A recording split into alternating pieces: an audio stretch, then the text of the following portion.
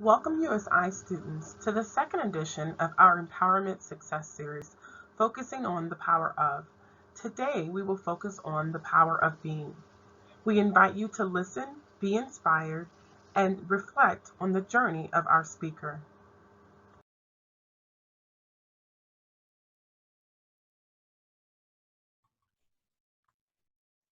Hello, Scribbles.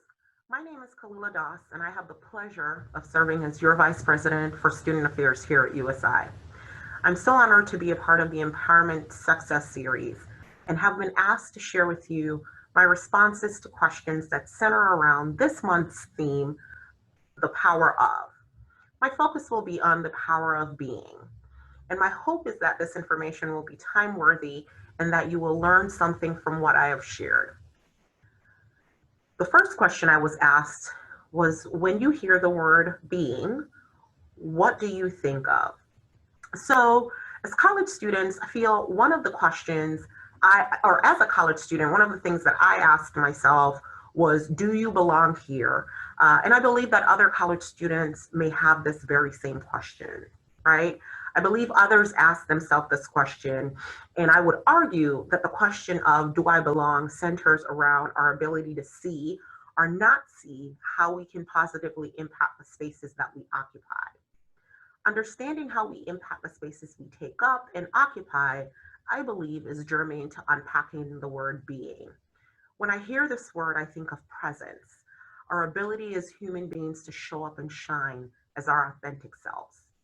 Being is our ability to exist and add value to the things we touch and interact with daily. So that is what I think of when I hear the word being.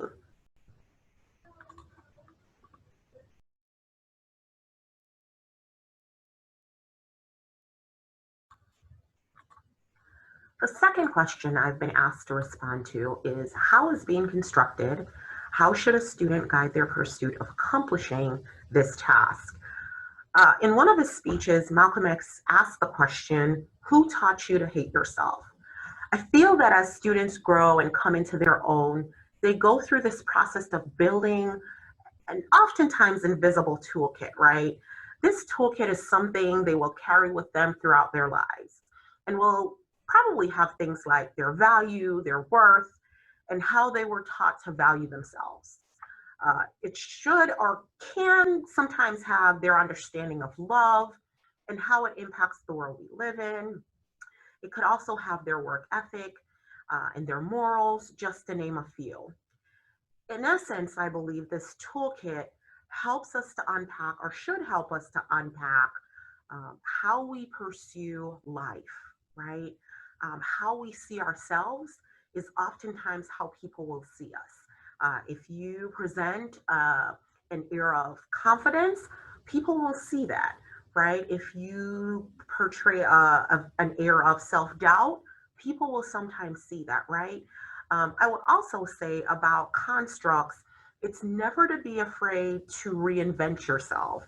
As human beings, that is who we are. That's the unique thing about being human. We can reinvent ourselves from one day to the next, right? But at the center of that is always being authentically who you are and not being afraid to make mistakes and use those mistakes as an opportunity to grow and do something different, right? I also feel to unpack how one's being is constructed, we must understand who they are. I believe most college students also embark on this journey of self discovery when they come to college, right? Again, I feel as human beings, we are so complex and have multiple identities that make us uniquely us. And to me, our mere existence seems very monolithic and rigid. Humanity is much more vibrant, I believe. So for me, being has multiple expansions to it. And to truly be, we have to thrive and not just exist. Thriving is the tax I believe we pay to embrace and appreciate the work our ancestors put forth for us to even exist.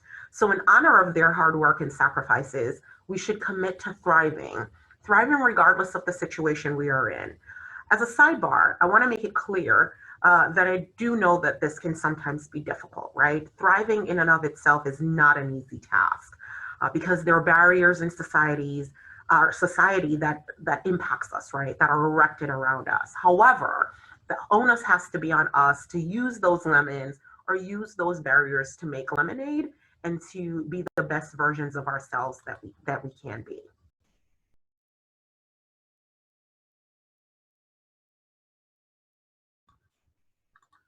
The third question I've been asked to respond to is, in what way have you had to be in your journey or on your journey?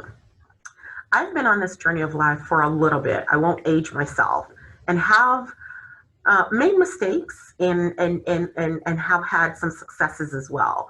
The thing with these mistakes and successes, the thing that they both have in common is that they remind me of the importance of being, right? So on my journey, I've always been committed to being authentically who I am, treating people better than they deserve. Oftentimes we hear, treat people how you want to be treated. Well, sometimes folks don't reciprocate that. And I believe it's important for us to take it a step further and treat people sometimes better than they deserve, right? I'm also mindful of my battles, and I choose those very wisely. I also believe that it's important for us to bloom where we are planted. And that's something that I take very seriously. I've learned to bloom where I'm planted. And I've also come to the understanding that it is impossible to please everyone we encounter. And attempting to do so is a burden too great to bear. Also, I have had to make peace with the notion that I have no control over how another individual chooses to navigate their life's journey. That is outside of my control, and not up to me. Okay.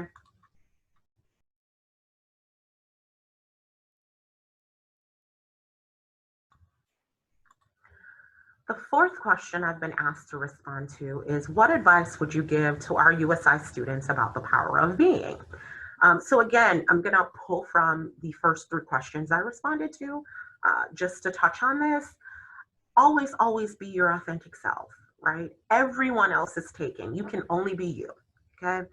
While understanding that you may not be for everyone. And I think sometimes this is the hardest thing, particularly for folks who are extroverted, and love to engage with folks, or even folks who are introverted too, right? You're not for everyone, and that's okay. That's truly okay, right? Try your best to center all your interactions in love. And I know that sounds simple enough, but it's sometimes hard to do, especially when you feel you're being treated unfairly, or that life is just not going the way you think it should, right? Always, always try to center your interactions in love. Even if the situations don't work out how you believe they should, let love guide you always. Comparison is the thief of all joy and will always be the thief of all joy. You have to focus on running your own race and try not to compare yourself to others, as you may be comparing your chapter 1 to someone else's chapter 5. Folks tend to put out there what they want us to see. I think social media is an amazing tool, but oftentimes I believe what we see on social media sometimes puts us in a situation to compare our lives to others, right? Or not just social media, but when we engage with folks, try not to compare yourself to others, because your start may be their end, and vice versa. Always, always, always learn from your mistakes. Don't dwell on them, but definitely learn from them. And again, bloom where you are planted. And by this, I mean, wherever you are and whatever you are doing, you should always, always bring your excellence, your passion, and your commitment to making that space, place, or event greater and more amazing than you found it.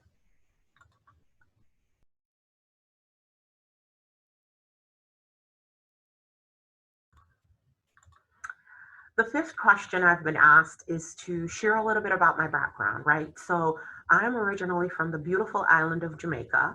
I am the proud team co-captain with my partner of 4 boys, ages 8, 12, 9, and 7. So there's a lot of testosterone in my house. I went ahead and received my undergraduate degree from McKendree University, where I majored in economics, finance, and marketing. After that, I completed a master's degree in public administration and policy analysis from Southern Illinois University, Edwardsville.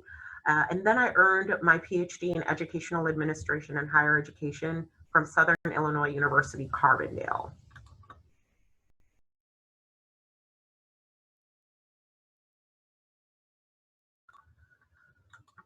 The last question I have been asked to respond to is, what is my life's mission, right? Like, what is my purpose?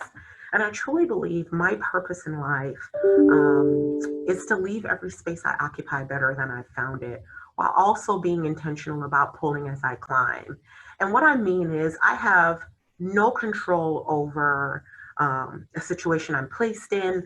I have no control over how folks engage with me. But what I do have control of is showing up and giving my best in every situation I'm in.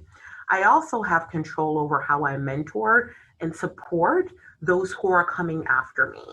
And for me, my life's mission has to center around pulling people with me as I embark on my goals and my mission and my vision in life. So always pulling as you climb, and for me, leaving a space better than I found it would be my life's mission. We appreciate and thank you for your time. We hope that what you heard enriches you and that you leave feeling motivated and empowered. Join us next week for the last edition of our Success Series with Professor Christy Baker in the Social Work Department of USI. But until then, be you and be brave.